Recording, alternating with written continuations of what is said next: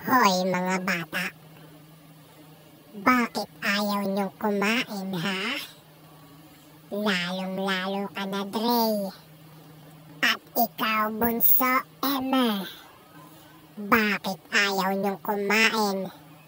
Subukan niyo lang na hindi kumain at ako ang kakain sa inyo!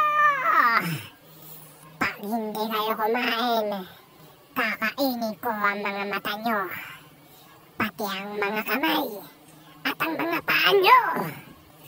Humanda kayo sa akin.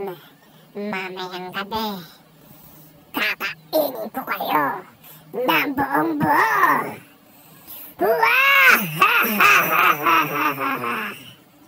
Kaya subukan nyo hindi kumain. Humanda kayo sa